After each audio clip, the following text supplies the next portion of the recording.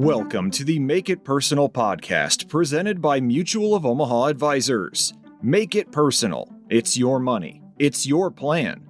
It's your future. In our last episode of this podcast, we introduced our 7 principles for your financial success, and then we took a quick tour of each one to give you an overview. Now, starting with this episode and the subsequent 6 episodes, we're going to take a deeper dive into each of the 7 principles. As much as I welcome you to head back to episode 5 for an overview, and if you do, please click subscribe while you're there, it's not absolutely necessary for you to listen to that episode first. That is the beauty of these 7 principles. They're not steps, as steps sort of presuppose that we're all at a similar age or starting point. These may be relevant to anyone at any age in any sequence. There are a lot of places where people seek financial advice or guidance on personal finance. Among the top are friends and family, financial websites, radio, TV or podcasts, books, newspapers, and magazines. The thing about personal finance is, well, it's personal. If you want your plan to be personal, it has to be tailored to you. Let's set the stage for today's episode as we begin with Principle 1, your career, a growth engine to your success. Everyone who has ever reached their financial goals had one thing in common: a source of income that grows with them and their circumstances. Your career and/or your business is the engine that drives your financial success, serving as your primary source of wealth. If you Google ways to make more money, you'll come up with a long list of articles and potential ideas. Among the common ideas are asking for a raise, working overtime, finding a better paying job, selling stuff, and the trendy one right now is to get a side hustle. In the search results, there are likely very few that focus on skill development. One of the most reliable ways to increase your income is by enhancing your skill set. Evaluate the market demand and identify skills that are highly sought after in your industry, and then invest time and resources in acquiring those skills through courses, workshops, and online tutorials. This can allow you to become even more proficient or establish yourself as an expert so that you can position yourself for higher paying job opportunities. When you ask someone what their largest asset is, how do they respond? House, car, 401k? A person's largest asset is arguably their ability to earn an income. The first question becomes, what is your plan to continue to maximize your biggest asset, your ability to earn an income? From there, the question becomes, how do we continue to find opportunities to grow our income? The fundamental formula of earning, saving, and investing is key to building and growing your financial resources.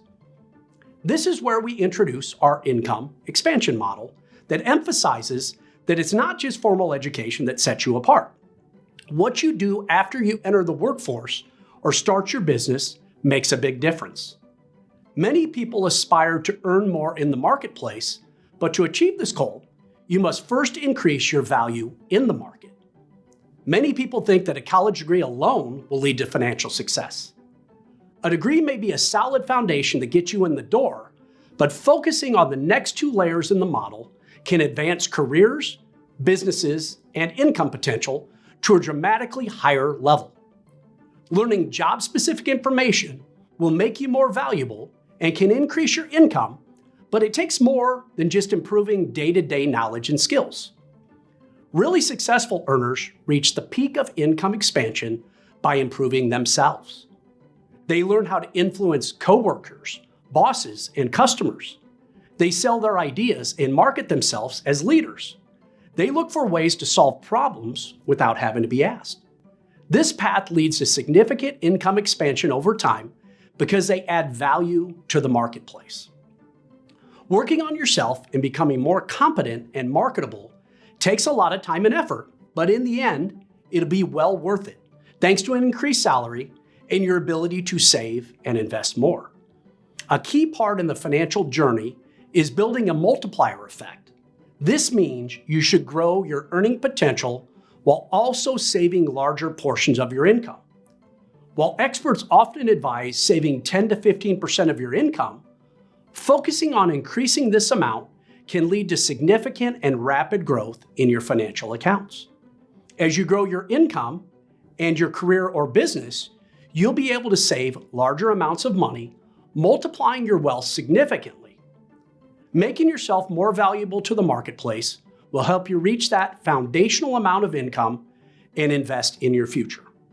Okay, so what do we do with all of this? In today's competitive job market, standing out from the crowd and making yourself more valuable in the eyes of potential employers is essential. Let's consider an example of two employees who start at XYZ company on the same day, employee Bill and employee Sally. Both employees have a starting salary of $60,000 per year, and they both want to save and invest. Bill is focused on getting the best return he can on the 10% of his income that he's saving. He's always thinking about how he could get a leg up and find a way for the markets to return him 1 or 2% more. He does his job, but he doesn't do anything extra to grow or develop himself. This leads him to getting small raises each year. Bill is largely focused on things that are beyond his control, such as market returns. Sally also starts by saving 10% of her income. But instead of obsessing about investment returns, she's focused on improving herself. She reads books, she listens to podcasts, attends seminars, and takes on stretch assignments. She puts what she learns into practice. Over time, she's not only getting regular raises, but she also gets promoted. Sally is focused on things that are arguably in her control, such as a continued focus on improving and growing herself, thus making herself more valuable to her employer and/or the marketplace. While they start at the same place, we see significant separation in their income. They both start out making $60,000. Bill gets a 3% merit increase each year and puts away 10% of his income towards his future goals. Over his 10-year time frame, he's able to save nearly $69,000, not including any interest or market returns that he may achieve depending on where he puts his money. Sally, on the other hand, is focused on making herself more valuable. In addition to a 3% merit increase, she gets promoted every 3 years, and each time that occurs, she receives a 10% promotion increase or bump in her earnings. Each time she gets a promotion, she also increases the amount she is saving for her future by an additional 1%. Over the same 10-year period, her income increases by nearly 22% more than Bill's. The amount she is able to save, presuming no interest or market growth, is nearly 39% greater than what Bill put away. This is because Sally increased her savings rate by 1% at each promotion, of which she earned 3 times during this time frame. Do you have a development plan that you know will help you improve your skills and make yourself more valuable? Do you have a hobby, passion, or side hustle that can generate additional income to help you achieve your goals? How can you make yourself more valuable to your industry? What are things you have control over that you should be focused on? In a previous episode, I mentioned a book that's nearly a century old, In The Richest Man in Babylon by George Clason. Today I'm going to take us back to another book, this one written in 1937, titled Think and Grow Rich by Napoleon Hill. According to Wikipedia, Think and Grow Rich is based on Hill's earlier work, The Laws of Success, and claims to be the result of more than 20 years of study of many individuals who had amassed personal fortunes. Hill studied their habits and drew some 16 laws to be applied to achieve success. Think and Grow Rich condenses them, providing the reader with 14 principles. In the book, Hill discusses 2 kinds of knowledge, and here I quote, "There are 2 kinds of knowledge. One is general, the other is specialized. General knowledge, no matter how great in quantity or variety it may be, is often but of little use in the accumulation of money. Knowledge will not attract money unless it is organized and intelligently directed through a plan of action to the definitive end of the accumulation of money. Learning starts with a simple question. What are you curious about? You have to take pause and reflect so that you can tap into your curiosity. It can be as simple as asking yourself, what in your job or career are you curious about? Your role, another area in your company, new skills, etc. Then take your curiosity to the next level. What questions do I have about this? What could I do, or who could I connect with that could help get me answers to these questions? Our company provides resources and offers the opportunity for associates to create a learning and growth plan. In building these, we believe you build your skills and knowledge through a variety of ways. In context of developing a learning and growth plan at Mutual of Omaha, the premise is that 70% of learning comes from on-the-job experience, 20% from developmental relationships. Together, these two methods are often known as informal learning since they don't follow a specified pattern or happen on their own. The remaining 10% of learning comes from formal training. Getting exposure is important, but the knowledge has to be applied in order to grow from it. What did I learn? What will I do next? How will I apply this new learning? It sounds like the simple math to getting paid for bringing value to the marketplace, and the foundation of financial success is you get paid for the value you bring to others. By continuously improving yourself, acquiring new skills, and honing your abilities, you can increase the value you bring to the marketplace and consequently increase your earning potential. To become more valuable in the marketplace, it's necessary to dedicate time and effort to work on oneself continuously.